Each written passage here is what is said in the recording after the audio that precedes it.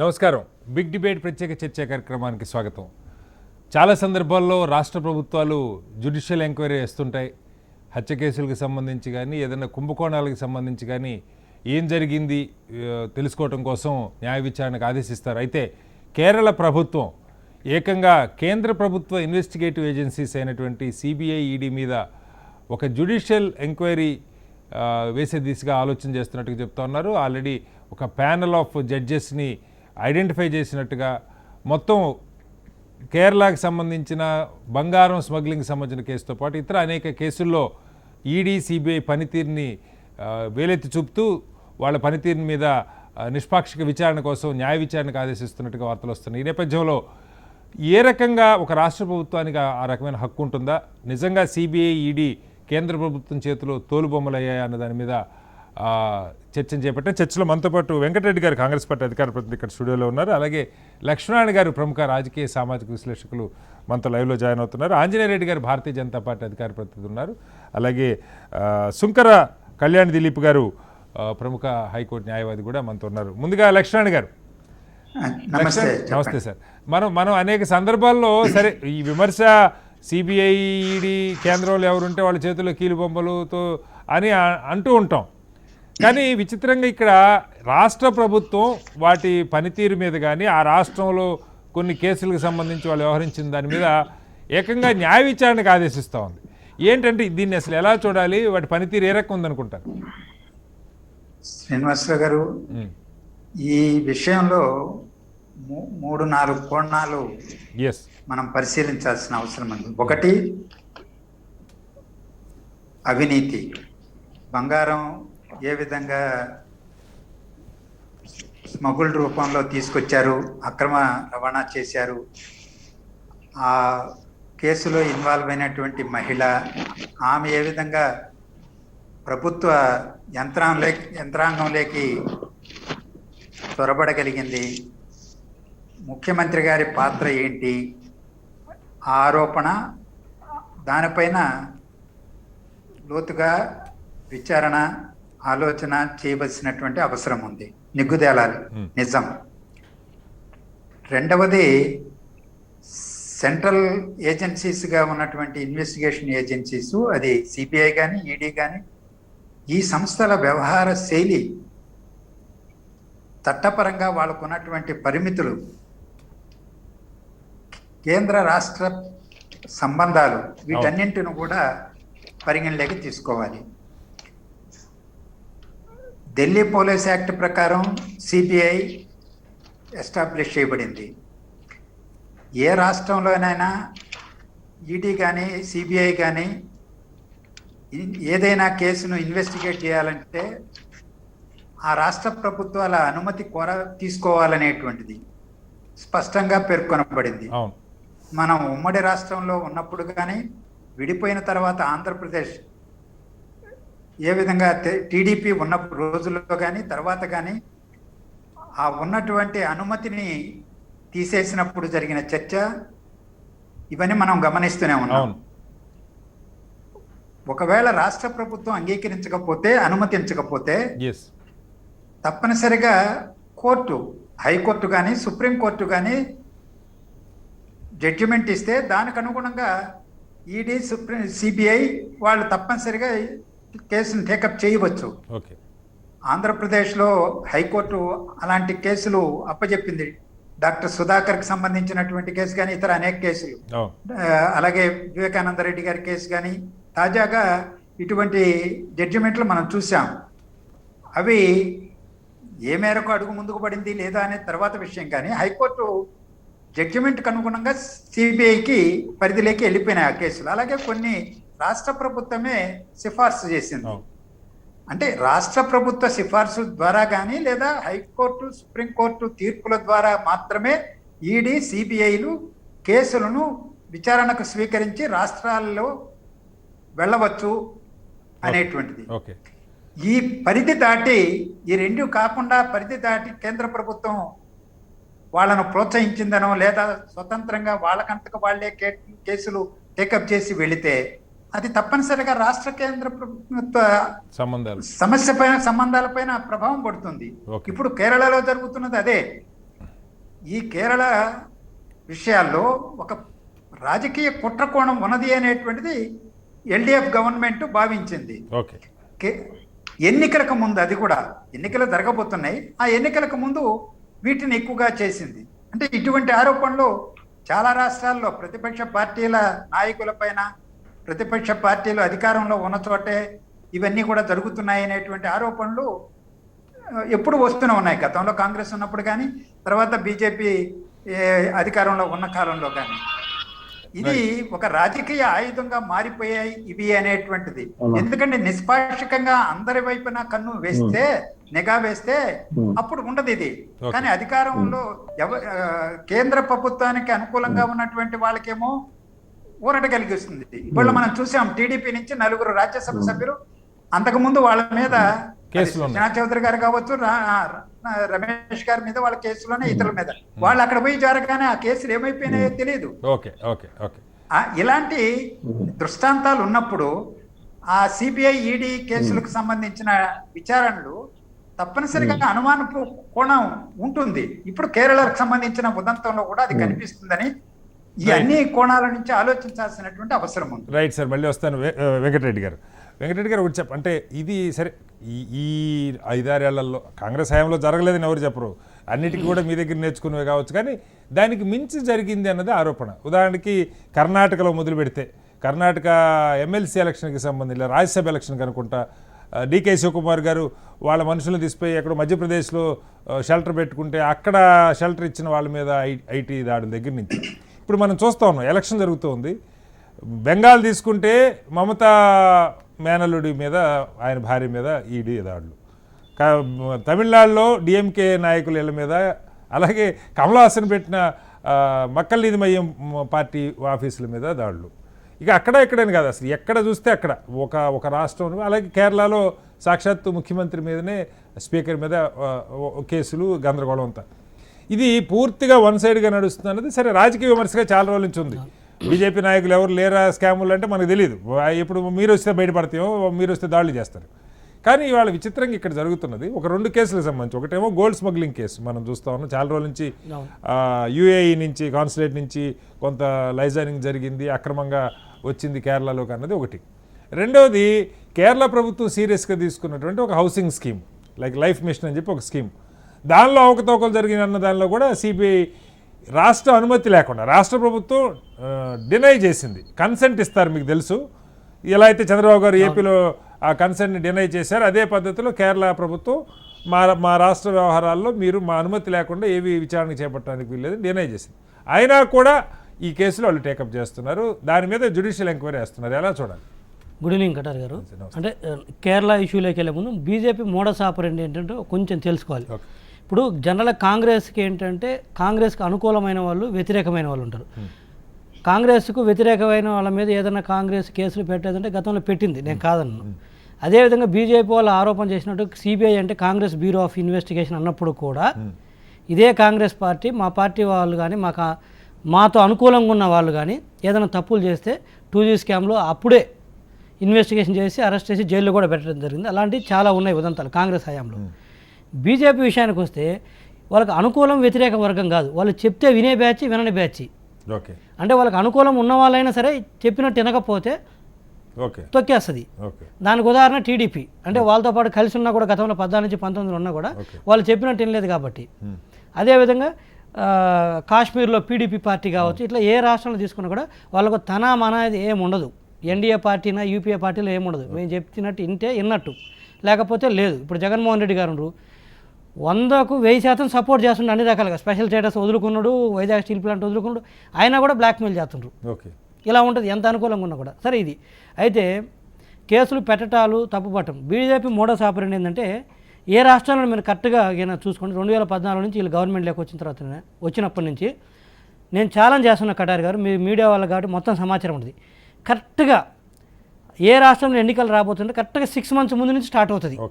8 నుంచి 6 నెలల ముందు నుంచి ఇంకా స్టార్ట్ అవుతుంది. ఏది, ఆ రాష్ట్రంలో ఎవరైతే బలంగా ఉన్నారనుకుంటారో వాళ్ళ మీద వాళ్ళు పోరాడరు. ఎప్పుడు ప్రజా సమస్యల పైన పోరాడరు. ఏ రాష్ట్రంలో కానీ అవతల పార్టీల మీద ఎప్పుడు కూడా ప్రజా సమస్యల పైన ఏ రాష్ట్రంలో పోరాడరు. ఎప్పుడేంటి అవతల లొసుగులేంటి, మతం మీదనో కులం మీదనో లొసుగుల మీద మొదలు పెడతారు వాళ్ళ మోడస్ ఆపరెండి అంతా అట్లనే ఉంటుంది. ఓకే. సో ఉదాహరణ ఎందుకు ఇప్పుడు కేరళ ఇష్యూ తీసుకున్నట్లయితే ఈ ఎన్నికలు ఇప్పుడు ఇవన్నీ డేట్స్ మనకు ప్రీ ఫిక్స్డే కదా, ఈ డేట్లన్నీ మోరాలేస్గా మార్చి ఏప్రిల్లో జరుగుతుంది, వీక్స్లో డిఫరెన్స్ ఉండొచ్చు కానీ నెలలో కూడా ఉండదు. ఎందుకంటే ఫిక్స్డ్గా 5 సంవత్సరాలు టెన్యూర్ అయిపోతుంది కాబట్టి పెట్టాలి. కేరళ అది ఎప్పటి నుంచి స్టార్ట్ అయింది? 4.5 సంవత్సరం ఏం లేదు. Customs, gold. ఈరోజు నేను ఒకటే చెప్తాను, మనకు ఏ రాష్ట్రంలో ఎయిర్పోర్ట్లో మీరు న్యూస్లో రోజు వేస్తుంటారు, ఏ ఎయిర్పోర్ట్లో గోల్డ్ దొరకట్లేదు.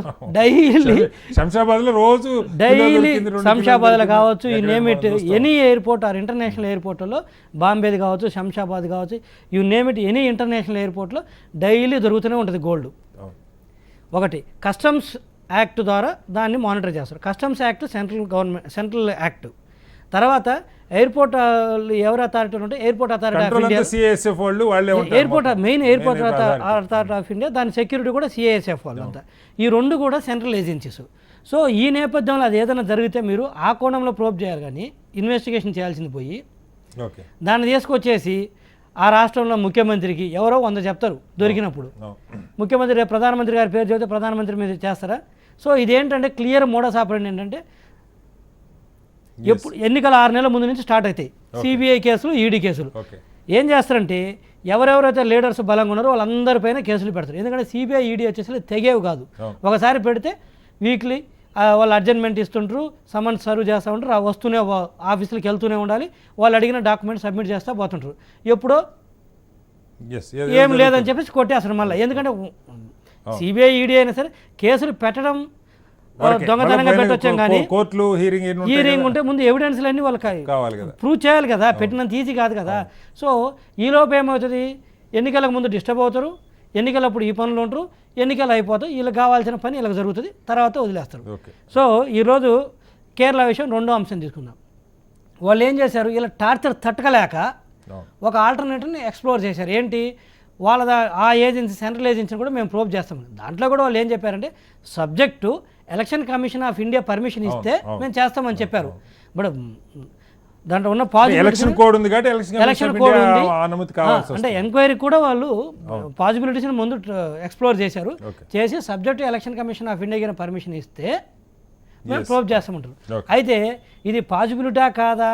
వాళ్ళు రాజ్నాథ్ సింగ్ గారు ఏమంటారంటే దిస్ ఈజ్ అన్కాన్స్టిట్యూషనల్ అంటారు. ఏది అన్కాన్స్టిట్యూషనల్? ఈరోజు బీజేపీ వాళ్ళు అసలు ఆ మాట మాట్లాడొచ్చా అన్కాన్స్టిట్యూషనల్ నేను అసలు? సరే అన్కాన్స్టిట్యూషనల్, కాన్స్టిట్యూషనల్ అయితే కోర్టులు ఉన్నాయి, మళ్ళీ చెప్తారు. అయితే ఇక్కడ హోల్ ఏంటంటే కాన్స్టిట్యూషనల్, అన్కాన్స్టిట్యూషనల్, లీగాలిటీలోకి వెళ్ళే ముందు ఎందుకు ఆ పరిస్థితి వచ్చింది? సెంట్రల్ గవర్నమెంట్ ఏజెన్సీస్ మీద ఒక స్టేట్ గవర్నమెంట్ జ్యుడిషియల్ ఎంక్వైరీ పరిస్థితి ఎందుకు వచ్చింది అంటే ఎట్లా అంటే, ఇది ఒక ముక్కలో చెప్పాలంటే పిల్లిని కదా మనం గదిలో పెట్టి ఊర కొడతా అంటే అది తిరగబడినట్టు తప్పితే ఇది not about legality and constitutional. అది మాట్లాడాలన్నప్పుడు మాట్లాడతాం. కళ్యాణ్ గారు చెప్పండి, ఒక న్యాయవాదిగా అంటే దీనిలో 2 అంశాలు. ఒకటి, అసలు ఇలాంటి ఒక జ్యుడిషియల్ ఎంక్వైరీ వేయటానికి రాష్ట్ర ప్రభుత్వానికి, అది కూడా ఎన్నికైనటువంటి ప్రభుత్వం, అవకాశం ఉంటుందా? నెంబర్ 1. నెంబర్ 2, ఇందాక మనం మాట్లాడుకున్నాం, రాష్ట్ర ప్రభుత్వ కన్సెంట్ లేకుండా సిబిఐ రాష్ట్ర కేసుల్లో ఎక్సెప్ట్ హైకోర్టు ఆర్ సుప్రీంకోర్టు ఇంటర్వెన్షన్తో వాళ్ళ డైరెక్షన్ మీదకి తప్ప స్వతంత్రంగా వచ్చే అవకాశం లేదు, రాకూడదు వాస్తవంగా. కానీ ఇక్కడ 2 కేసుల్లో ఆ రకంగా చొరబడ్డారని ఇప్పుడు ఏకంగా ఈడీ అధికారులని కేరళ గవర్నమెంట్ అరెస్ట్ చేసింది. అదో కేసు పెట్టారు వాళ్ళ మీద, ఈడీ ఆఫీసర్స్ మీద. రెండవది, అసలు ఈ ఈడీ, సిబిఐ ఈ గోల్డ్ స్మగ్లింగ్ కేసుకు సంబంధించి ఒక జ్యుడిషియల్ ఎంక్వైరీ కూడా ఆదేశిస్తూ ఉన్నారు. ఏంటి అంటే వ్యవస్థల్ని భ్రష్టు పట్టిస్తున్నావా, వ్యవస్థల్ని బజార్కి ఇడ్చుకుంటున్నావా, ఏం జరుగుతుంది అనుకోవాలి? కళ్యాణ్ గారు మీది ఒకసారి అన్మ్యూట్ చేయరా మీది వీడియో? Go head. చెప్పండి సార్. ఇప్పుడు ఇష్యూ ఏంటంటే టాపిక్ లోపలికి వెళ్తే ఇన్వెస్టిగేటింగ్ ఏజెన్సీస్ కానీ, ఇంటెలిజెన్స్ సంబంధించినటువంటి ఏజెన్సీస్ కానీ భారతదేశానికి సంబంధించినటువంటి ఎక్స్టర్నల్ ఎనిమీస్ నుంచి, అలాగే ఇంటర్నల్ స్కామ్స్ అండ్ స్కాండల్స్ నుంచి కూడా దేశాన్ని, దేశంలో ఉన్నటువంటి అడ్మినిస్ట్రేటివ్ సోర్సెస్ ని కాపాడడానికి మనం కాన్స్టిట్యూట్ చేసుకున్నటువంటి ఎగ్జిక్యూటివ్ ఆర్డర్ ద్వారా అధికారం రాబడ్డటువంటి సంస్థలు. చాలా సామాన్యులకు అర్థమయ్యే భాషలో మనం చెప్పుకోవాలంటే, ఇందా నుంచి పెద్దలందరూ కూడా వాటి యొక్క లిమిటేషన్స్ గురించి కానీ, జ్యూరిస్డిక్షన్ గురించి కానీ వాళ్ళ విధానాల్లో వాళ్ళు చెప్తా వచ్చారు.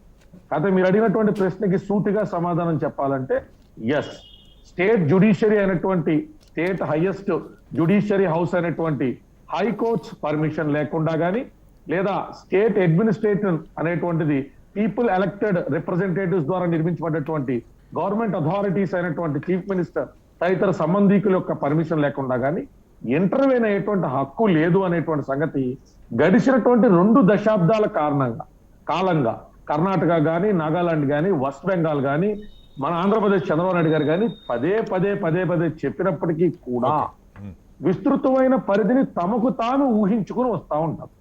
రాజ్యాంగబద్ధంగా నేను ప్రస్తుతానికి ఏ పార్టీలో లేను, కాన్స్టిట్యూషనల్ గా దాని వ్యాలిడిటీ అడిగినప్పుడు కాన్స్టిట్యూషన్ లో ఇన్వెస్టిగేషన్ కి సంబంధించి సెక్షన్ 8 చెప్పేటువంటి విధానాల నుంచి ఇన్హెరిట్ అయ్యేటువంటి పవర్స్ సిబిఐకి రావు. Already Delhi special police act గురించి కానీ 1963లో ఎగ్జిక్యూటివ్ ఆర్డర్ ద్వారా ఆ అధికారం తెచ్చుకున్నటువంటి సిబిఐకి సంబంధించిన విధానాలు కానీ ఢిల్లీ పరిధి దాటి వాళ్ళు ఎక్కడికి వెళ్ళాలన్నా ఇందాక ఆల్రెడీ పెద్దలు విశ్లేషకులు చాలా మంది చెప్పారు, కోర్ట్స్ వాటికి నిర్దేశించాలి. ఇదిగో ఈ ప్రోబ్ అనేటువంటిది లోకల్ పోలీస్ పరిధి దాటి ఉన్నది.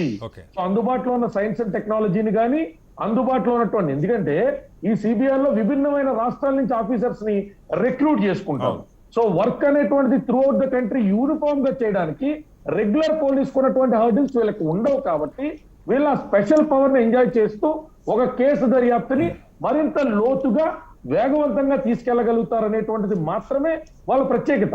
అంతేగాని వాళ్ళకి ఏదో ఆకాశం నుంచి చూడబడేటువంటి శక్తులు యుక్తులు ఉంటాయని కాదు సార్. అంటే చాలా సందర్భాల్లో రాజకీయ పార్టీల చేతిలో కాస్త కీలు బొమ్మలు అనేటువంటి పదం నేను ఈ పొజిషన్ లో మాట్లాడచ్చో లేదో తెలియదు కానీ ఆ రకమైనటువంటి వ్యవహార శైలి, అటువంటి విమర్శలకు తావిచ్చేటువంటి విధానాలు అవలంబిస్తున్నారనేటువంటి మాటని కాదనలేనటువంటి సత్యం. ఎందుకంటే జ్యుడిషియరీ చాలా స్పష్టంగా 1కి 2 సార్లు నేను మీకు ఒక 8 నుంచి 9 సైటేషన్స్ ఇవ్వగలుగుతాను సార్. చాలా స్పష్టమైన ఆర్డర్స్ చేశారు. సుప్రీంకోర్టు పరిధిలో చేశారు, విభిన్నమైన హైకోర్ట్స్ పరిధిలో చేశారు. అది అలహాబాద్ హైకోర్టు కానీ, కర్ణాటక హైకోర్టు కానీ, వెస్ట్ బెంగాల్లో కానీ, కోల్కతా హైకోర్టులో కానీ చాలా సార్లు ఈ పదం వాడచ్చో లేదో అక్షంతలు వేయడం కూడా జరిగింది.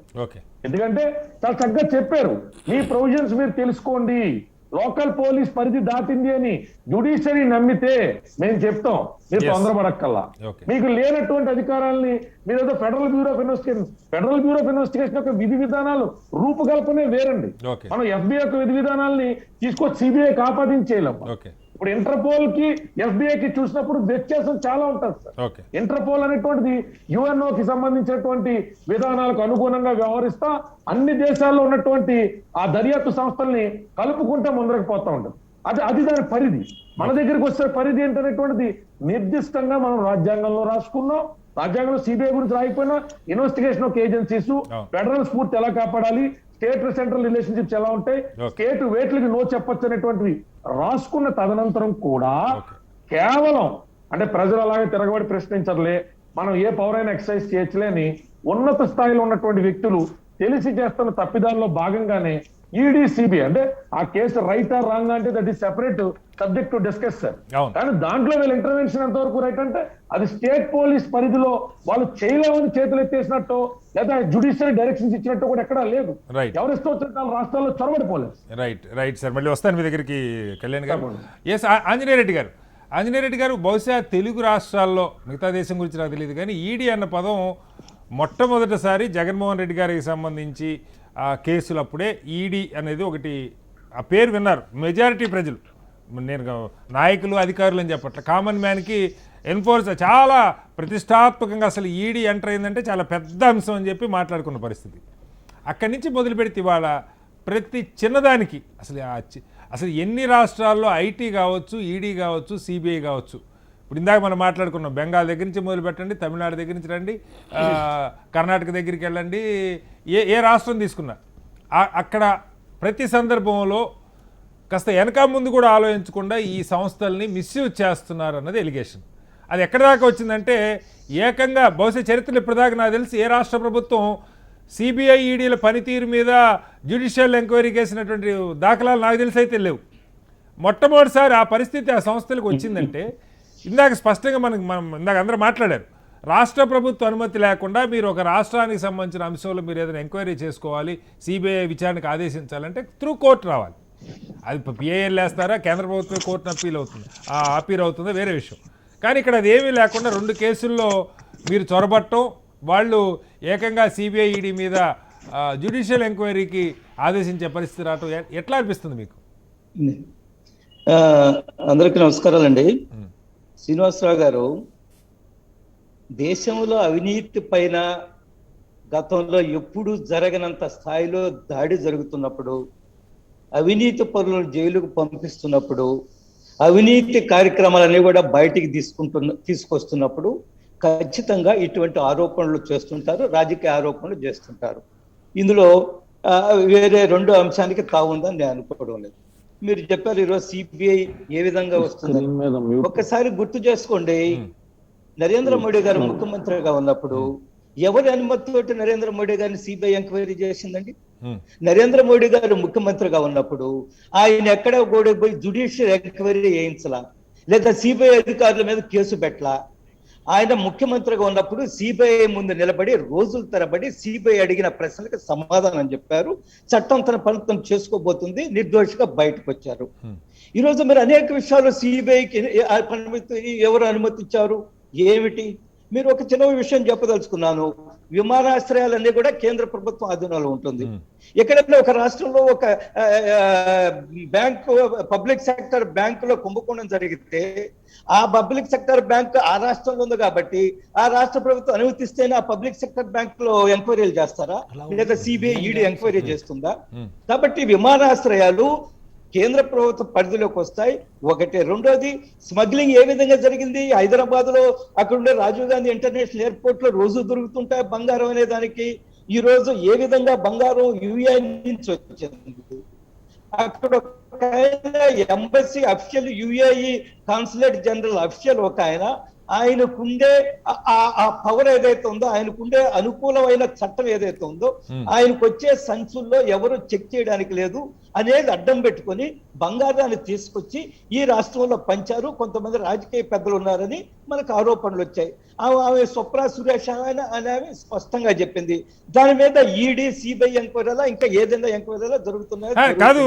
ఆంజనేయ రెడ్డి గారు, నా పాయింట్ ఒకటే, దీనిలో మీరు విచారణ చేయొద్దని ఎవరంట్లా, కానీ విచారణ చేయటానికి ఒక పద్ధతి ఉన్నది. ఆ పద్ధతి కోర్టు ద్వారా రాష్ట్ర ప్రభుత్వం రాష్ట్రానికి సంబంధించిన కేసుల్లో ఇది రెండు కేసులు, ఈ గోల్డ్ స్మగ్లింగ్ ఒకటే కాదు, రెండోది అక్కడ జరుగుతున్న ఒక హౌసింగ్ స్కీమ్కి సంబంధించి కూడా అక్కడ అవకతవకలు జరిగినాయని మీరు విచారణకు ఆదేశించారు.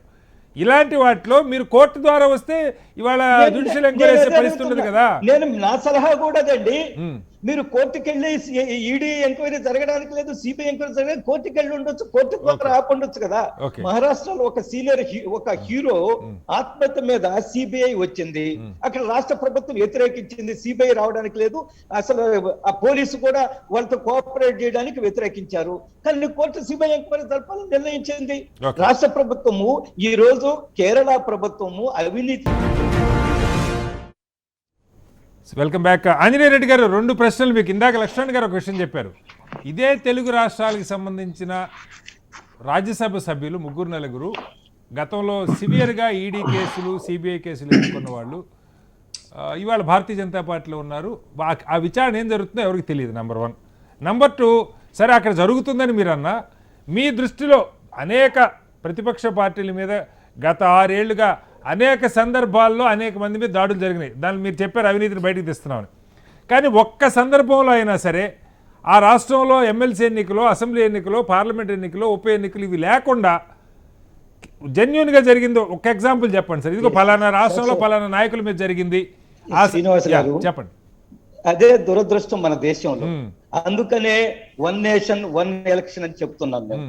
ఏదో ఒక సందర్భంలో ఏదో ఒక రాష్ట్రంలో ఎన్నికలు జరుగుతూనే ఉంటాయండి. ఆ రాష్ట్రంలోనే దాడులు జరుగుతుంటాయి, ఆ రాష్ట్రంలో నాయకుల మీద దాడులు జరుగుతాయి. వస్తున్నాను సార్, వస్తున్నా. వెస్ట్ బెంగాల్ ఉంది, నారద, శారద, రోజు వ్యాలీ స్కాములు ఎప్పటి నుంచి నడుస్తున్నాయండి? చెప్పండి సార్. వెస్ట్ బెంగాల్లో నారద, శారద, రోజు వ్యాలీ స్కాములు ఇప్పుడు వచ్చినాయి. 4 సంవత్సరాల నుంచి నడుస్తాయి. 4 సంవత్సరాల కింద వెస్ట్ బెంగాల్ ఎన్నికలు ఉన్నాయా? ఎన్నికల సమయంలో ఒక లాజికల్ కన్క్లూజన్ వస్తుంటాయి కొన్ని కేసులు. ఈ దేశంలో ఏదో ఒక సందర్భంలో ఎన్నికలు జరుగుతూనే ఉంటాయి. గోల్డ్ స్మగ్లింగ్ కేసు ఎప్పటి నుంచి ఉందండి? 6 నెలల నుంచి ఉందా, 3 నెలల నుంచి ఉందా? అనేక రోజులుగా, సంవత్సరంగా నడుస్తుంది. వెస్ట్ బెంగాల్ అదే జరుగుతుంది. ఒకటి. రెండోది, మీరు ఆంధ్రప్రదేశ్ ని ప్రస్తావించారు.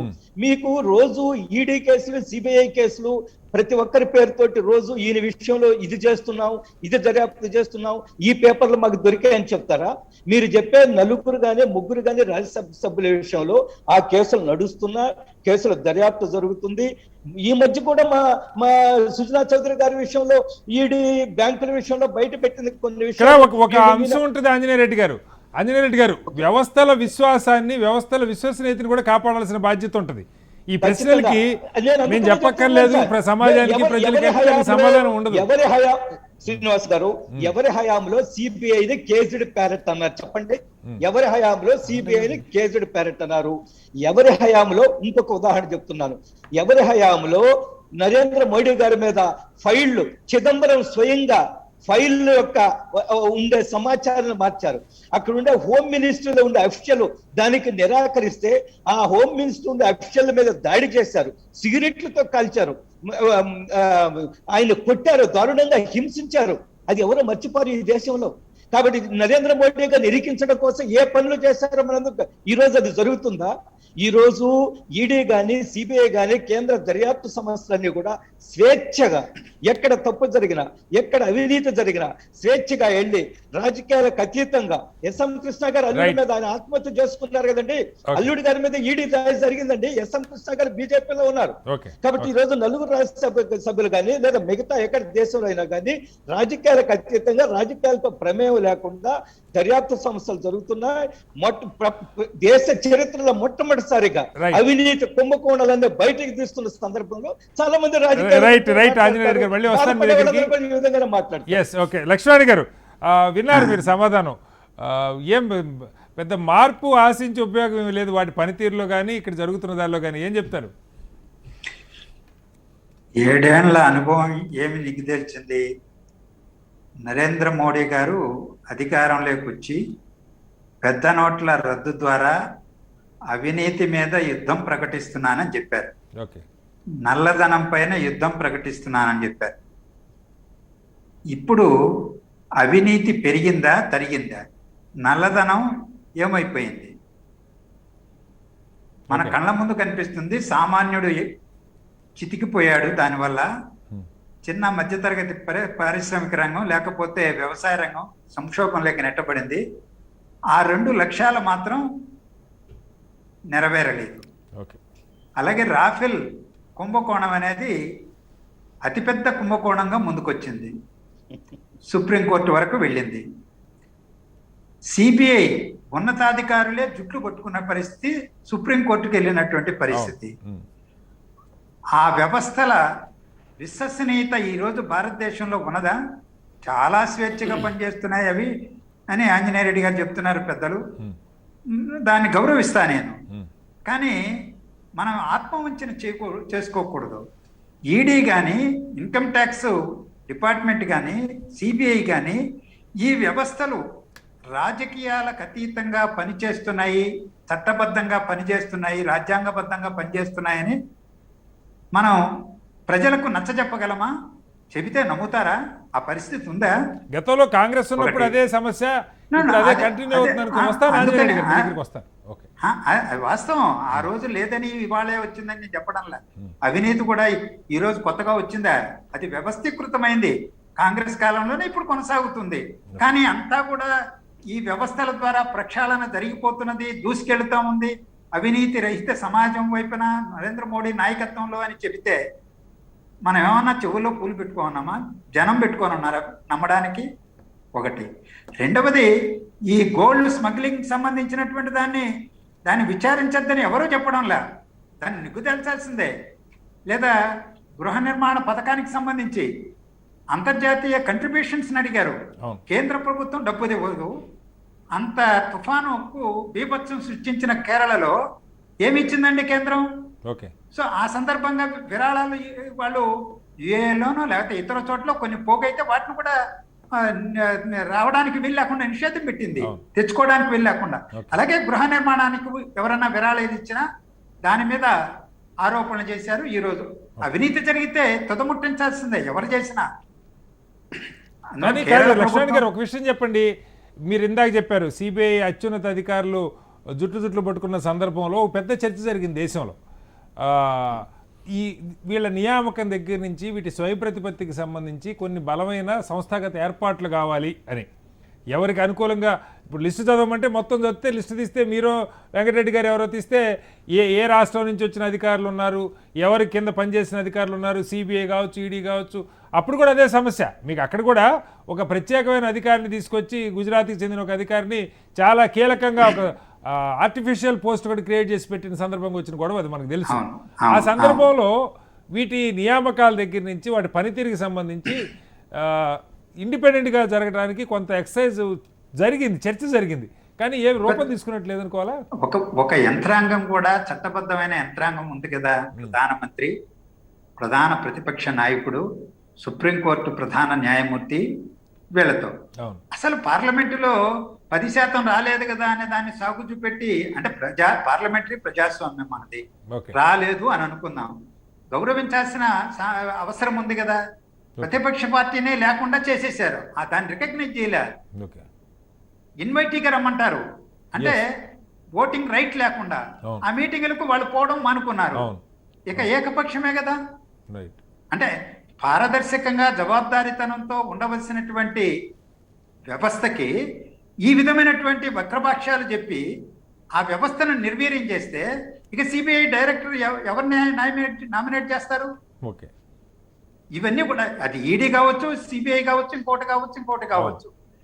ఈ బహుళ పార్టీ వ్యవస్థ, ప్రజాస్వామ్య వ్యవస్థ, వాటిని చట్టసభలను గౌరవించడం ఇవన్నీ కూడా ఉండాలి. ఆ గౌరవించేటువంటి సంస్కారమే బలహీనపడిపోయింది కదా ఈరోజు. Okay right.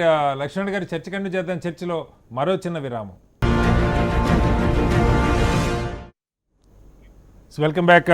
కళ్యాణ్ గారు చెప్పండి, ఈ సంస్థలన్నీ సిబిఐ కావచ్చు, ఈడీ కావచ్చు, లేకపోతే సివిసి సెంట్రల్ విజిలెన్స్ కమిషన్ కావచ్చు, ఐటీ కావచ్చు, ఇవన్నీ కూడా చాలా ప్రతిష్టాత్మకంగా దేశంలో 15-20 ఏళ్ల క్రితం వాటి పేరు వింటేనే ఒక రకంగా రోమాలు లెక్కపరుచుకునే లాంటి జాతీయ స్థాయి సంస్థలు.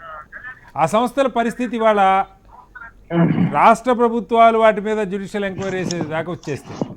గతంలో సిబిఐ మీద విమర్శలు లేవన్నట్లు విమర్శలు ఉన్నాయి, కానీ దీనికి పరిష్కారం ఎట్లా? ఇప్పుడు వారు చెప్పారు చాలా కేసుల్లో అవినీతిని బయట పెట్టద్దంటే అవినీతిని బయట పెట్టాలి, కానీ దానికి ఫెడరల్ స్ఫూర్తి ఏమవుతుంది? రాష్ట్ర ప్రభుత్వాలు కేంద్రంలో చేసే వాటిని ఎవరు అడగాలి? ఇప్పుడే లక్ష్మణ్ గారు చెప్పారు, నియామకానికి సంబంధించి ప్రతిపక్ష హోదా లేనంత మాత్రాన్ని వదిలేస్తామంటే ఎట్లా? ఆ క్రెడిబిలిటీ చూపించుకోవాలి కదా, నిష్పాక్షికంగా నియమించుకున్నామని చూపించుకోవడానికైనా చేసుకోవచ్చు కదా. అప్పుడు కూడా మెజారిటీ వాళ్ళకే ఉంటుంది. 3 ఓట్లలో 2 ఉంటాయి. సుప్రీంకోర్టు సీజే ఉంటారు, ప్రైమ్ మినిస్టర్ ఉంటారు, ప్రతిపక్ష నాయకుడు ఒకవేళ వ్యతిరేకిస్తే. బట్ అయినా కూడా కన్సిడర్ చేయకుండా చేస్తున్న నేపథ్యంలో వీటి విశ్వసనీయతని, వీటి క్రెడిబిలిటీని కాపాడటానికి ఏం జరగాలి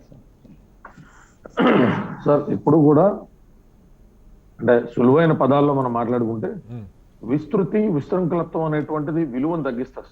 అది వ్యక్తికైనా వ్యవస్థకైనా. ఎప్పుడైతే విశృంఖలత్వంగా వ్యవహరిస్తామో సర్వసాధారణంగా మనుషులైనా పలచబడిపోతాం, అలాగే వ్యవస్థలైనా పలచబడిపోతాం. CBI central bureau of investigation పట్ల 2 దశాబ్దాల క్రితం అంత అత్యున్నతమైనటువంటి ఒక ఒపీనియన్ ఉండడానికి గల కారణం ఈ రోజు ఉన్నటువంటి సోషల్ మీడియా రెవల్యూషన్ లేకపోవడం, మీడియా కూడా ఎంత పవర్ఫుల్ గా ఆ రోజు లేక. ఎప్పుడైతే ప్రచారం అనేటువంటిది చిన్న చిన్న మాధ్యమాల ద్వారా కూడా జరిగిపోతా ఉంటుందో అది మంచి అయినా చెడైనా, సో దాని ఒక క్రెడిబిలిటీ మెయింటైన్ చేయడం అనేటువంటిది కత్తిమే సాములా మారిపోతుంది. సో ఇప్పుడు ఉన్నటువంటి ఈ నయా జమానాలో సెంట్రల్ బ్యూరో ఆఫ్ ఇన్వెస్టిగేషన్ కాదు సార్, ఎఫ్బిఐ మీద కూడా ఉన్నటువంటి సిటిజన్స్ ఆఫ్ అమెరికాకి ఏం పాజిటివ్ ఒపీనియన్ లేదు. మీరు గమనిస్తే ప్రపంచ దేశాల్లో అత్యున్నతమైనటువంటి, ఇప్పుడు మనం గట్టిగా మాట్లాడుకుంటే, అంటే ఇది రిలవెంట్ టాపిక్ కానీ టాపిక్ తో కోరిలేట్ ఉంటది కాబట్టి ఇవాళ మనం మాట్లాడుకుంటే రష్యాకి సంబంధించినటువంటి అధినేత కూడా అక్కడ ఒక టాప్ ఇన్వెస్టిగేటింగ్ ఏజెన్సీ నుంచి వచ్చినటువంటి వ్యక్తి. ఆ రోజున ఆ ఇన్వెస్టిగేటింగ్ ఏజెన్సీ నుంచి వచ్చిన వ్యక్తి అనేటువంటి క్రెడిబిలిటీతో ఆయనకు చాలా దోహదపడితే ఈ రోజు అదే ఇన్వెస్టిగేషన్ ఏజెన్సీస్ మీద పొంకాలు రష్యాకి సంబంధించినటువంటి మీడియా తిరగబడేటువంటి పరిస్థితి ఉంది. అందుకు ఏమవుతుందంటే సార్, ఎప్పుడైతే over a period of time ఒక వ్యక్తినైనా సరే ఆకాశానికి ఎత్తేసి అత్యున్నతమైన వ్యక్తి ఎంత కాదు అంత కాదని చెప్తామో తెలియకుండా అతను అతని కింద ఉన్నటువంటి వ్యక్తిలో ఇక మంచి ఇమేజ్ ఉందిలో ఈ ముసుగులో ఏదైనా చేయొచ్చు అనుకో ఒక నియంతృత్వంలోకి వెళ్ళిపోతారు అనుకోవాలా? వెళ్ళిపోతారు. అది అది ఎవరికైతే అతీతం కాస్తారు, అది Right. నీకైనా నాకైనా కూడా అప్లై అవుతుంది. రైట్. మీకు అర్థమవుతుందా సార్? Yes, yes. సో ఇది సిబిఐ దగ్గరికి వచ్చేసరికి this is the right time. Okay. వాళ్ళ పరిధి ఏంటి, వాళ్ళ జ్యూరిస్డిక్షన్ ఏంటి, వాళ్ళకి ఖచ్చితంగా అవసరం. దేశ పురోగతికి ఖచ్చితంగా స్పెషల్ ఇన్వెస్టిగేటింగ్ ఏజెన్సీస్ ఖచ్చితంగా అవసరం. అయితే ఈ స్పెషల్ ఇన్వెస్టిగేటింగ్ ఏజెన్సీస్ అనేటువంటివి 154th లా కమిషన్ స్పష్టమైన రిపోర్ట్ ఇచ్చింది సార్. Okay. ఏమని ఇచ్చింది? 2018-19 మీరు లా అండ్ ఆర్డర్ నుంచి దీన్ని సెపరేట్ చేసేసేయండి. Yes. లా అండ్ ఆర్డర్ ని సెపరేట్ చేసినప్పుడు విమర్శలకి తావు తగ్గుతుంది. Crime investigation law and order separate చేయమని చెప్పారు. రిఫార్మ్స్ ఎక్కడ జరగట్లేదు. జరగట్లేదు. నేనేమంటానంటే సార్, మన దేశంలో ఉన్న అద్భుతం ఏంటంటే మంచంతా కాగితాల మీద ఉంటుంది సార్. అది అమల్లోకి వచ్చేసరికి మాత్రం బుట్టదాకలు అయిపోతాం. ఓకే. చేయాల్సిన మేధావులు గొప్ప వాళ్ళు ఉన్నారు కాబట్టి దేశం ఈ మేరకైనా ఉన్నారు సార్. చాలా గొప్ప వాళ్ళు మేధావులు మేధోమదనం చేసి మనకి ఎప్పటికప్పుడు మనం పట్టించుకోవడం వాళ్ళకి ఇంకా సరైన ప్రచురణ కూడా ఉండదు సార్. కానీ అలాంటి వ్యక్తులు చేసినటువంటి మంచిని అమలు చేసే శక్తి మళ్ళీ ప్రజలు తీసుకెళ్లి, ప్రజల్లో అచైతన్యం, ప్రజల్లో విద్య రాహిత్యం ఉండడం వల్ల తీసుకెళ్లి ఎవరి చేతిలో పెడతారయ్యా అంటే ఈ మేధావులు రాసినటువంటి ఈ రాజ్యాంగాల్లో చేసిన చట్టాల గురించో ఏ మాత్రం గౌరవం లేని వ్యక్తుల చేతిలో పెడతాం. ఓకే. ఓకే. ఇది ఒక contradictory situation in our country sir. Okay. దీన్ని మనం ఒక్క రాత్రిలో ఒక్క డిబేట్ లో చేయలేమని తెలిసిన Yes. నిరంతర ప్రయత్నంలో భాగంగా ఈ డిబేట్లు చేసుకుంటూ వెళ్తాం. Okay. అరే ఒకసారి కదా ఒకసారి ప్రజలు చైతన్యవంతులు అవుతారండి. Right. So CBI's activity have to be properly recorded, Okay. Properly guided. అంటే ఇవన్నీ రాసుకున్నంత మాత్రాన మళ్ళీ అలా చేస్తారని కాదు సార్. Okay. రాజకీయ నాయకుల చేతిలో ఇది ఉన్నంత కాలం ఇది అలా జరుగుతానే ఉంటది సార్. Okay. రాజకీయ నాయకుల ఇన్ఫ్లుయెన్స్ లేకుండా ఆ ఆఫీసర్స్ సెలక్షన్ గతంలో కొంత ఆ చర్చ కూడా జరిగింది కళ్యాణ్ గారు. ఈ లోక్పాల్ లాంటి వ్యవస్థలు వస్తే వాటి పరిధిలోకి తీసుకురావాలని, అది కూడా బుట్టదాకలంటే మనం ఎక్కడ లోక్పాల్ చాలా పెద్ద ఉద్యమం, బీజేపీ అధికారంలోకి రావడానికి అత్యంత కీలకంగా పనిచేసిన ఉద్యమం అది.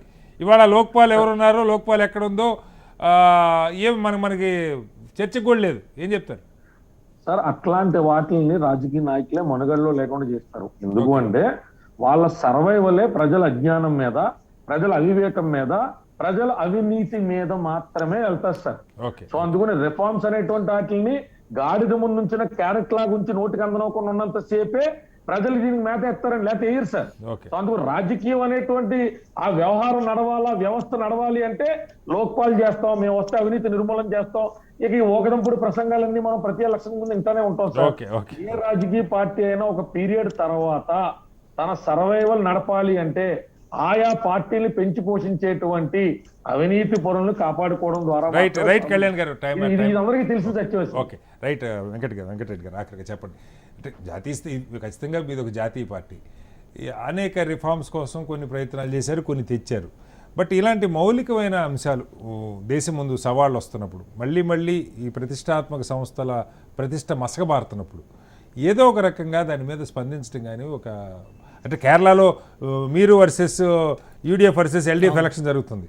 కేరళలో పెట్టారా, ఇంకో చోట పెట్టారు కదా, ఇష్యూ జెన్యూనా కాదన్న దాని మీద ఎలా ముందుకెళ్తారు? ఇప్పుడు ఒకటి కటారి గారు, చట్టాలు మనము ఇంకా మార్చాలి రిఫార్మ్స్ అంటారు కానీ వాస్తవానికి మార్చొద్దని చెప్పాను కానీ, బట్ ఉన్నాయి కూడా చాలా బెటర్గా ఉన్నవి. ఓకే. సమస్య ఎక్కడ వస్తుందంటే వాటిని ఎన్ఫోర్స్ చేసే విధానంలో, ఉపయోగించుకునే విధానంలో తేడా వస్తుంది. ఇప్పుడు ఉదాహరణకు బీజేపీ ఉంది.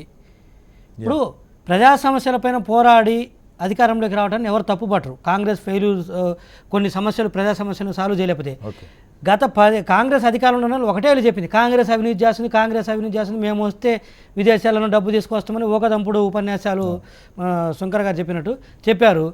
వీళ్ళు వచ్చి 7 సంవత్సరాల్లో అయింది. ఒక్కటన్నా కాంగ్రెస్ హయాంలో జరిగిన వీళ్ళు చెప్పిన స్కామ్లు ఏదైనా బయట పెట్టారా? పోనీ అది పక్కన పెడదాం, పెట్టలేకపోయారు. పోనీ వీళ్ళు అవినీతి నిర్మూలిస్తామని చెప్పారు. స్విస్ బ్యాంక్ నుంచి డబ్బులు తీసుకొచ్చి ఇస్తామని చెప్పారు, ఇవ్వడం పక్కన పెట్టండి. కనీసం తీసుకొచ్చావా? ఇది ప్రజలకు ఇవ్వకపోతే ఇవ్వపోయారు, మన ఖజానా కన్నా వస్తుంది కదా. ఎంత తీసుకొచ్చావంటే ₹1 తీసుకొచ్చింది లేదు. ఆంజనేయ రెడ్డి గారు మీరు వినాలి, ఊరక చెప్పడం కాదు, చర్చలో టీవీలోకి వచ్చి లేకపోతే మీ బీజేపీలకి ఇది ఒక పరిపాటు అయిపోయింది. అవినీతి నిర్మూలన కోసం పనిచేస్తున్నారు, ఇంకేం పనిచేస్తారు? అంతర్జాతీయ చట్టాలు, అంతర్జాతీయ ఆ కథలు 2014 ముందు ప్రధానమంత్రి స్థాయికి అభ్యర్థిగా ప్రకటించినప్పుడు మోడీ గారికి తెలియదా? అంటే అంత దిగజారిన వ్యవస్థ ఉంది బీజేపీకి. ఏది పాజిబిలిటీ ఉంటుంది, ఏది పాజిబిలిటీ లేదు. కాంగ్రెస్ ఏమన్నారు, వీళ్ళు చేత కావట్లేదు, వీళ్ళు తీసుకురావట్లేదు, వీళ్ళు కాపాడుతున్నారు అవినీతి పనులు అన్నారు కదా. 7 సంవత్సరాలు అయింది. ఒక్కలని ఓకే తీసుకురావలేదు. కనీసం పేర్లను చెప్పగలిగారా? ఇదిగో ఈ కటారి గారికి ఎంత ఉంది, జీవీ రెడ్డికి ఎంత ఉంది, ఆంజనేయ రెడ్డికి ఎంత లెక్క ఉంది స్విస్ బ్యాంకులో, ఎస్ ఇప్పుడు కాదు ఇంకోసారి చేస్తామని అవి తీసుకురాకపోగా ఇదే శాలకి వెళ్ళిపోయిన వాళ్ళని మీ కళ్ళ ముందు వెళ్ళిపోతున్నారు కదా. నీరవ్ మోడీ కావచ్చు, రైట్ అండి. ఇలాంటివన్నీ అంటే పోయినా తీసుకెళ్ళదు. ఈరోజు 14,50,000 కోట్ల రూపాయలు మన క్యాష్ ఉంటే నోట్ల రద్దు చేసి ఈరోజు 18 లక్షల కోట్ల రూపాయల క్యాష్ నడుస్తుంది ఇండియాలో. ఆ రోజు కంటే ఈరోజు బ్లాక్ మనీ ఎక్కువ ఇండియాలో ఉంది. ఎక్కడ ఆంజనేయ రెడ్డి గారు మీరు చెప్పింది 7 సంవత్సరాలు 2 సంవత్సరాలు అడగకూడదు, అది కరెక్ట్ కాదు. ఇంకా 7 సంవత్సరాల తర్వాత కూడా మేము అదే దేశం కోసం అంటే దేశాన్ని అమ్మేయటమా, ఓకే ధర్మం కోసం అంటే ధర్మాన్ని దొక్కేయటమా? బీజేపీ నినాదం అదే కదా, దేశం కోసం ధర్మం కోసం అవినీతిని నిర్మూలించడం కోసం మేము పనిచేస్తారు. ఇంకెన్ని సంవత్సరాలు పనిచేస్తారు? రైట్ ఓకే ఒక్కడే ఓకే చెప్పండి. ఒక్క బిజినెస్ మ్యాన్ని లోపల పెట్టగలిగారు వీళ్ళు. ఎలక్షన్స్ రాగానే కేసులు గుర్తొస్తాయి రాజకీయ నాయకుల పైన. కర్ణాటకలో ఆయన మా ప్రభుత్వాన్ని పడగొడుతుంటే ఆయన ఏదో దాన్ని డిఫెండ్ చేయాలని చూస్తే ఆయన డీకే శివకుమార్ మీద కేసు పెడతారా? రాజస్థాన్లో కేసులు పెడతారా? మధ్యప్రదేశ్లో కేసులు పెడతారా? మీరు కేసులు పెట్టింది ఎక్కడ? ఈ టయానికైనా నిజంగా అవినీతిని నిర్మూలించడానికి మీరు ఉన్న చట్టాలు ఉపయోగించుకున్న చాలు. మనీ లాండరింగ్ చట్టం ఉంది, ఓకే దాని ఎన్ఫోర్స్మెంట్ ఏజెన్సీ ఈడీ 156 అఫెన్సులు ఉన్నాయి. Okay 156 offences money laundering act కింద పెట్టారు. ఓకే మీరు కరెక్ట్గా వాటిని కింద తీస్తే ఈరోజు మనీ లాండరింగ్ కింద కొన్ని వేల కోట్లు లక్షల కోట్లు దొరుకుతుంది. ఓకే మీరేం చేస్తుండ్రు? 156 అఫెన్సెస్ని మొత్తం రాజకీయ నాయకుల మీద పెడుతుండ్రు మీరు. ఓకే పోనీ పెట్టిన వాళ్ళు వాళ్ళని 150 రకాల అఫెన్సెస్ మనీ లాండరింగ్ యాక్ట్ కింద ఉన్నాయి. ఓకే. వాటన్నిటిని మీరు ఇంకా 150 తీస్తే ఏదో ఒకటి దొరుకుతారు. పోనీ రాజకీయ నాయకుల మీద పెట్టడానికి తప్పు పట్టను, పోనీ కన్విక్ట్ చేస్తున్నట్టే లేదు, ఒక ఫేక్ కేసులు. రైట్ ఆంజనేయ రెడ్డి గారు ఆఖరిగా చెప్పండి, జాతీయ స్థాయిలో ప్రభుత్వం యొక్క విశ్వసనీయత ఎట్లా ముఖ్యమో ఇన్వెస్టిగేటింగ్ ఏజెన్సీస్ విశ్వసనీయతను కూడా కాపాడాల్సిన బాధ్యత ప్రభుత్వాల మీద ఉంటుంది, ఆ సంస్థల మీద ఉంటుంది. జరుగుతున్న పరిణామాల నుంచి ఆ సంస్థల గౌరవం పెరగడానికి ఏం చేయబోతున్నారు? ఆ సంస్థలకి ఈ దేశంలో అత్యున్నత గౌరవం ఉందండి. టీవీ స్టూడియోలో జీవీ రెడ్డి, నేను, మీరు వాటి విశ్వసనీయత దెబ్బతిందని మాట్లాడుకుంటే విశ్వసనీయత దెబ్బతింది. అంటే గతంలో మీరు కూడా సిబిఐ అంటే కాంగ్రెస్ బ్యూరో ఆఫ్ ఇన్వెస్టిగేషన్ అన్నారు, మరి అప్పుడు కూడా అదే పరిస్థితి. చెప్పండి please let me complete Srinivas గారు. నేను అదే చెప్తున్నాను, కాంగ్రెస్ హయాంలో పేజ్డ్ క్యారెట్ అన్నారు సిబిఐని. ఈ రోజు సిబిఐ స్వేచ్ఛగా ఇండిపెండెంట్ గా దర్యాప్తు జరుగుతూ ఉంది. 70 సంవత్సరాలుగా 70 సంవత్సరాలుగా మూటగట్టుకొని అవినీతి పనులు చేసి తప్పుడు పనులు చేసి ప్రభుత్వ అధికారులు లేదా రాజకీయ నాయకులు దుర్వినియోగం చేసినవన్నీ కూడా ఈరోజు బయటకు వస్తున్నాయి. ఎప్పుడైతే బయటకు వస్తున్నాయో ఆందోళన చెందుతున్నారు కొంతమంది. బినామీ యాక్ట్ ఎవరు తీసుకొచ్చారండి? ఈ రోజు 1988 ఉంది ఆంజనేయ రెడ్డి గారు. అది ఒక్క నిమిషం ఉండండి, ఒక్క నిమిషం. బినామీ యాక్ట్ ఇస్ దేర్. శ్రీమతి ఇందిరాగాంధీ గారి దగ్గరికి వెళ్ళి మనీ లాండరింగ్ యాక్ట్ 2005 వెళ్ళి బినామీ యాక్ట్ తీసుకొస్తామంటే అవి చెప్పిన మాటలు ఏమో మనందరికి కూడా గుర్తుంది. రాజీవ్ గాంధీ గారు తెచ్చారు సార్, మీరు క్లెయిమ్ చేసుకోవద్దు అబద్ధాలు. 88లో తెచ్చారు, 1988 ఇస్ దేర్, 2016లో అమెండ్మెంట్ చేశారు. మీ చాప్టర్ క్లోజ్ అయింది. Please your finished, your party is finished. కనీసం గుర్తింపు గల ప్రతిపక్ష పార్టీ కూడా కాదు. ప్రజలు అది మంచిది కాదు, అది మంచిది కాదండి. లక్ష్మీనారాయణ గారు చెప్పారు, ప్రజల చెవుల్లో పువ్వు పెట్టుకొని ఉన్నారని వాళ్ళు ప్రజల్ని ప్రశ్నిస్తున్నారు. ప్రజల చెవులో పువ్వు పెట్టుకోలేదండి. ప్రజలు భారతీయ జనతా పార్టీ పువ్వుని చేతిలో పట్టుకుంటున్నారు, కమలాన్ని చేతిలో పట్టుకుంటున్నారు. ప్రజలు మీరు అంటున్నారు ప్రజలు నమ్ముతారు. ఎట్లా ప్రజల యొక్క అభిప్రాయం ఎట్లా తెలియాలి? ఎన్నికలే కదా. మీరు డిమానిటైజేషన్ మీద కానివ్వండి, లేదా అనేక చర్యల మీద జరిగిన అన్ని ఎన్నికల్లో భారతీయ జనతా పార్టీ గెలిచింది. అదే 70 ఏళ్ళు కాంగ్రెస్ బ్రహ్మాండంగా చేసినట్టు అనుకోవాలి. అప్పుడు మరి కాదు ఆంజనేయ రెడ్డి గారు, కాంగ్రెస్ 70 ఏళ్ళు బ్రహ్మాండంగా చేస్తారు. ఎందుకంటే ఎన్నికల్లో గెలిపించారు కాంగ్రెస్. నేను ఏదైనా ప్రజలు ఎప్పుడు సరైన నిర్ణయం తీసుకుంటారు. ఈ రోజు ఒక్క రూపాయి కూడా విదేశాలకు తీసుకెళ్లి తిరిగి మళ్ళీ సూట్ కేసులు కంపెనీలు పెట్టుకునే పరిస్థితి లేదు. చట్టాలు మారాయి. బినామీ యాక్ట్ కింద 100,000 కోట్ల రూపాయల ఆస్తులు స్వాధీనం చేసుకుంటున్నారు. బీజేపీలో చేరిన రాజ్యసభ సభ్యులు పక్కన పెట్టండి, ఈవెన్ డీకే శివకుమార్ దగ్గర నుంచి కానీ ఒక్కళ్ళ మీదైనా కేసులు నిరూపణ అవుతున్నాయా? ఆస్తులు కూడా స్వాధీనం చేసుకున్నారు. ఈ రోజు దేశం ఏం లేవు ఆంజనేయ రెడ్డి గారు, అవినీతి ఎందుకు మీద చెప్పుకోవడం? మనకు పోరాటం తెలుసు కదా, చేస్తుంటే ఫ్యాక్ట్స్ అన్ని ఓపెనే కదా. కాంగ్రెస్ నాయకులు ఆందోళన చెందుతున్నారు. మీరు మేమేం ఇందాక చెప్పారు, ఆందోళన చెందట్లేదు. ప్రతిపక్ష నాయకుడు Right. ఎప్పుడు పిలవరని, ప్రతిపక్ష నాయకుడు సిఈసి ఏర్పాట్లో కానివ్వండి, లేదా ఇంకేదో కేంద్ర సంస్థల ముఖ్యులు ఏర్పాటు చేయడంలో వాళ్ళు ప్రతిపక్ష నాయకుడిని పిలిస్తే వారికి కాంగ్రెస్ ఓటింగ్ రైట్ పిలిస్తే ఇవ్వట్లేదు, ఇన్వైటింగ్ గా పిలుస్తున్నారు అంటున్నారు. దానికి మీకు హక్కు ఉంది, వాళ్ళకి ఓటింగ్ ఇవ్వాల్సిన. అంటే ఆయన ఇష్టం వచ్చినట్టు పిలవాలనా? మన స్టూడియోలో కూర్చొని ఈ విధంగానే పిలవాలంటే పిలుస్తారా? ప్రతిపక్ష గుర్తింపు గల ప్రతిపక్ష పార్టీ నాయకుడికి ఒక ప్రాధాన్యత హోదా ఉంది. లేదు కాబట్టి ఒక మీరు రాజ్యాంగం పట్టించుకోవాల్సిన ఉంది. అవసరం లేదంటారు. ఒక ప్రతిపక్ష రాజ్యాంగం హోదా లేదు ఉంది. కాబట్టి. ఒక రూల్ ఆఫ్ లా ఉంది. Okay. దాని ప్రకారమే పిలుస్తారు. Right. ఆయన ప్రతిదానికి ఎగ్గొడతాడు ఆయన. ఇప్పటి వరకు కార్యదర్శి గారు ఏమిటి? ఇంకొక చిన్న ఉదాహరణ చెప్తాను. Yeah, close. మనం రాహుల్ గాంధీ గారి గురించి మాట్లాడిన డిఫెన్స్ మీద అనేక వ్యాఖ్యానాలు చేస్తుంటారు. కానీ డిఫెన్స్ పార్లమెంటరీ స్టాండింగ్ కమిటీలో సభ్యుడు ఆయన. ఇప్పటి వరకు ఒక మీటింగ్ కూడా బాలేదు రాహుల్ గాంధీ. Right, ఒక okay. మీటింగ్ వెళ్ళి ఆయన సలహాలు ఏవో చెప్పలేదు. కానీ బయటకు వచ్చి ఆయన సూచించడం మాట్లాడుతుంటారు. శ్రీనివాస్ గారు, దేశం మారుతూ ఉంది. రైట్, అవినీతి మీద మారాలే పోరాటం కోరుకుందాం జరుగుతుంది. ఆంజనేయ రెడ్డి గారు. అవినీతి ఎస్, యా, టైం అయిపోయింది ఆంజనేయ రెడ్డి గారు, మన్నించాలి. ఏదేమైనా సరే జాతీయ స్థాయిలో ఉన్నటువంటి ఇన్వెస్టిగేటింగ్ సంస్థలు వాటి ప్రతిష్ట అప్లిఫ్ట్ కావాల్సిన అవసరం ఉంది. సమాజం దాన్ని గుర్తించాల్సిన అవసరం ఉంది. దానికి తగ్గ రీతిలోనే ఆ సంస్థలు వ్యవహరించాల్సిన పరిస్థితి. రాజకీయాలకు అతీతంగా పూర్తి స్థాయి స్వయం ప్రతిపత్తితో నిష్పక్షపాతంగా పనిచేయాలని కోరుకుందాం. కేరళ లాంటి రాష్ట్రంలో వాటి మీద జ్యుడిషియల్ ఎంక్వైరీ వేయటం నిజంగా ఆ సంస్థల ప్రతిష్టని మసకబారి నీటి అవుతుంది. దానికి పరిష్కారం ఏ రకం వస్తుందో చూద్దాం. చర్చలో పాల్గొన్న వెంకటరెడ్డి గారికి, లక్ష్మణ్ గారికి, అలాగే ఆంజనేయ రెడ్డి గారికి, కళ్యాణ్ దిలీప్ శంకర్ గారికి ధన్యవాదాలు. ఇది వాళ్ళ బిగ్ డిబేట్. రేపు మరుస్తాం, మళ్ళీ కలుద్దాం. అందరికీ నమస్కారం. సెలవు.